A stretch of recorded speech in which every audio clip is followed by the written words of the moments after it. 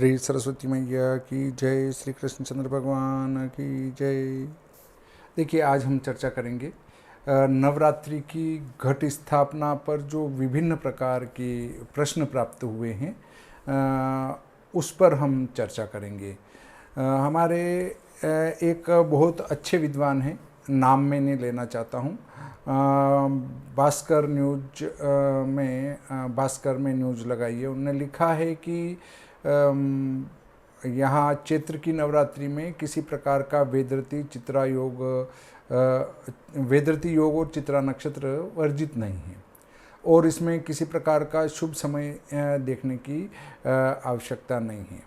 ठीक है भाई, आपकी बात मान लेते हैं, परंतु फिर उनने आगे समय भी दिया है कि इस समय ये चौगड़िया रहेगा, इस समय अभिजीत वेला रहेगा। फिर भाई आपने ये अभिजीत वेला घट स्थापना के लिए सबसे शुद्ध समय अभिजीत वेला रहेगा, ऐसा क्यों लिखा?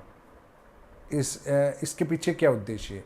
यदि आप कहते हैं कि चैत्र की नवरात्रि में किसी भी प्रकार के मुहूर्त की आवश्यकता नहीं है, घट स्थापना पूरे दिन शुद्ध मानी गई है, तो फिर नीचे समय बताने की क्या ज़रूरत है? उसके बाद आपने मीन लग्न लिखा है, मीन लग्न में घट स्थापना लिखी है और कहा है कि ये सब शुद्ध हैं। अरे भाई, आपको लग्न का ही ज्ञान नहीं है और आप कह रहे हैं कि सब शुद्ध हैं। लग्न का ज्ञान नहीं है, विचार करके देखिए। अब आप कहेंगे क्यों नहीं है? क्योंकि लग्न में घट स्थापना के समय सूर्य राहु शुक्र की युति है। आप कहेंगे कि शुक्र उच्च का है और उससे इसका दोष दूर हो जाता है। किसका दोष दूर हो जाता है? ग्रहण का दोष। तो ग्रहण का दोष दूर नहीं होगा यदि लग्न में पाप ग्रह विद्यमान हो, तो उसमें कोई भी शुभ कार्य नहीं किया जाता है। हाँ, अब ये भी एक मत है कि शुक्र लग्न में हो तो 10,000 दोष दूर करता है, परंतु उस लग्न की स्थिति देखिए कि यदि हम तीनों ग्रह जो मीन लग्न में बैठे हैं, मीन लग्न लेते हैं, तो उसमें जो 3 ग्रह बैठे हैं उनकी स्थिति इस प्रकार से है कि सूर्य 24 डिग्री के लगभग है, वो 25 डिग्री हो गया एकम को, प्रतिपदा को 25 डिग्री पर है, और राहु हमारा 21 डिग्री पर है। तो इन दोनों में मात्र 4 डिग्री का अंतर है और इधर शुक्र मात्र 9 डिग्री पर है। वो शुक्र इनसे बहुत दूर हैं और ये दोनों नज़दीक हैं, तो उस ग्रहण योग का जो प्रभाव है वो बली बन रहा है। ऐसी स्थिति में मीन लग्न में तो घट स्थापना होगी ही नहीं। दूसरा एक ज्ञान और होना चाहिए कि उदय लग्न में न तो विवाह होता है और न ही कोई मुहूर्त तो हो सकता है। चौगड़िया देख के करते हैं, वो अलग बिंदु हैं कि चौगड़िया देख के पहला चौगड़िया बुधवार है तो हम उसको ले लेते हैं, परंतु जहाँ तक लग्न शुद्धि की बात हम करते हैं तो वहाँ पहला चौगड़िया कभी भी नहीं लिया, पहला लग्न कभी नहीं लिया जाता है, क्योंकि वहाँ हमेशा सूर्य उस लग्न में विद्यमान होता है। इसलिए उसमें कभी भी विवाह मुहूर्त दिया ही नहीं जाता या कोई भी शुभ मुहूर्त दिया ही नहीं जाता है, चाहे उसमें सूर्य और गुरु दोनों क्यों न विद्यमान हों। तो एक बात तो आपका उत्तर यहाँ दे दिया।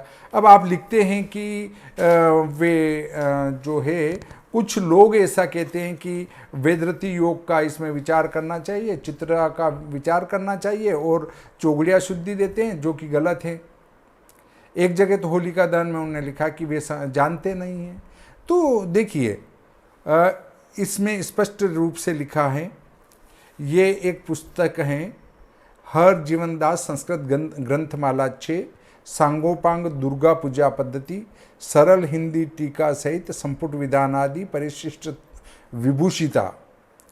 और ये जो प्रकाशित हैं चौखंबा से, सूर्य भारती प्रकाशन चौखंबा से, उसमें स्पष्ट लिखा है नवरात्रि में प्रकरण जो चला है वो दुर्गा पूजा पद्धति करके अब नवरात्रारंभे मासादि निर्णय, तिथि निर्णय और नक्षत्र योग निर्णय नवरात्रारंभ में, न कि चैत्र की के वैशाख की के आषाढ़ की के माघ की, ऐसा नहीं लिखा है। नवरात्रारंभ निर्णय लिखा है और उसमें लिखा है प्रारंभम नवरात्रे स्याद्दित्वा चित्राम च वेदरतिम वेदरतो पुत्रनाश स्यात् चित्रायाम धननाशनम तस्मान्न स्थापित कुंभम चित्रायाम वेदरतो च। नवरात्रि के प्रारंभ में चित्रा और वेदरती हो तो वेदरती तो पुत्र का नाश करता है और चित्रा धन का नाश करता है, इसलिए चित्रा और वेदरती में कुंभ स्थापन न करे, घट स्थापन न करे, कोई सी भी नवरात्रि हो।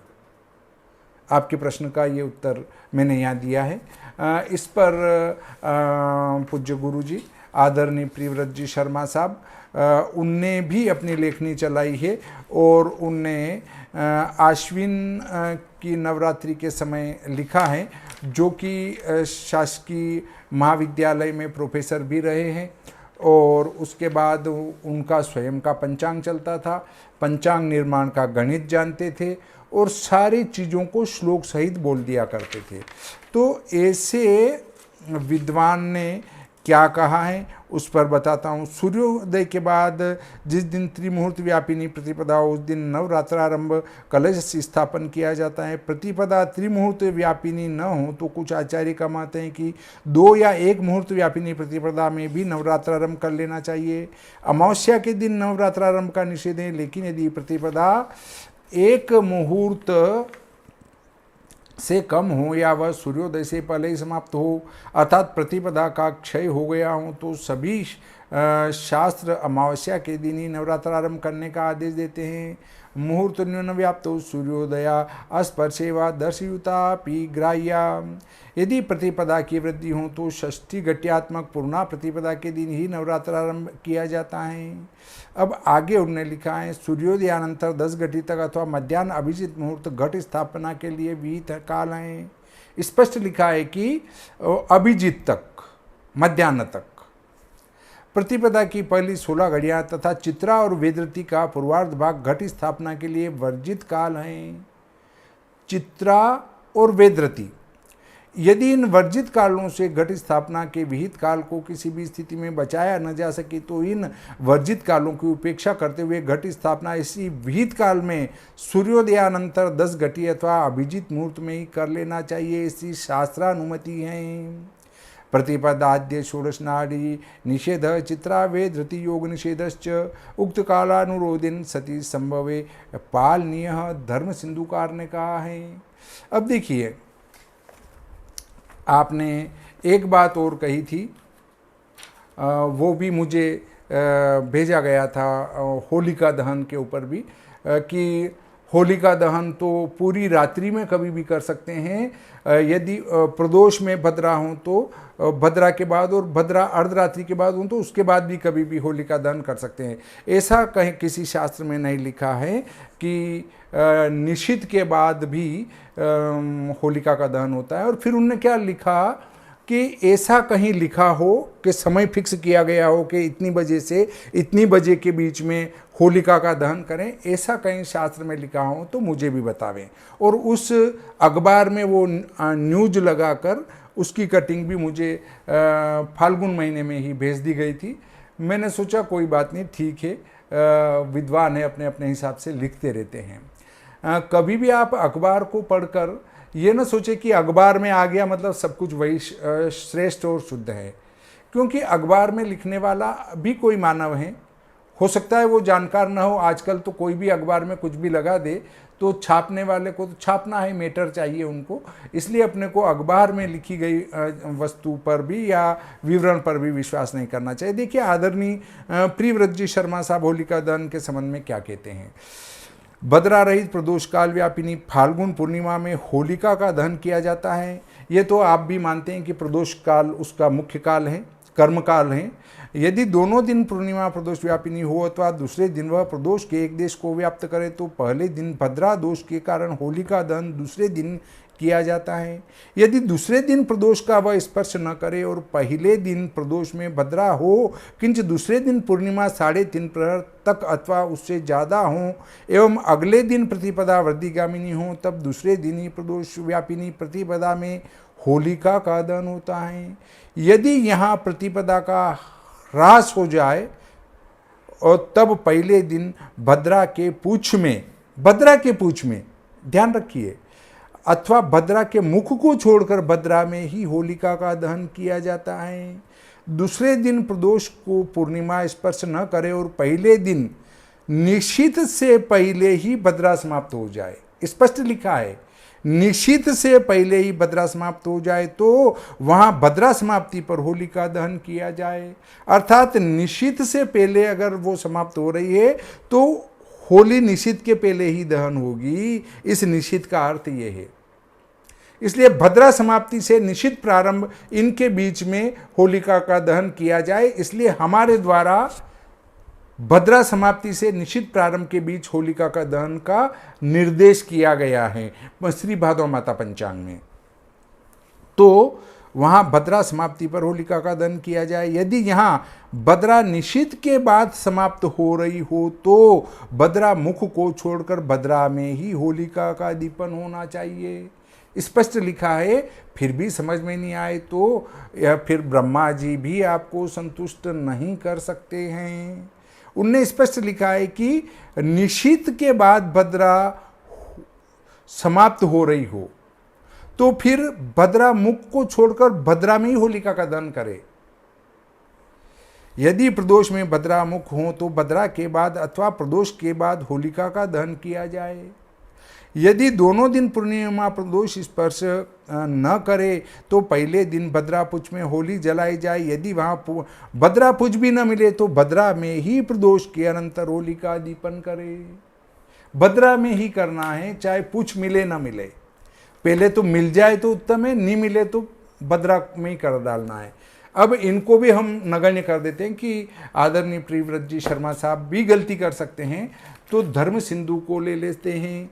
धर्म सिंधु का परिच्छेद नंबर 2 इसमें लिखा है, फाल्गुनी पूर्णमासी मनवादीह सा पौर्वाणिकी इमे होलिका सा प्रदोष व्यापिनी भद्रा रहिता ग्राह्या। प्रदोष व्यापिनी भद्रा से रहित, इसको ग्रहण करना।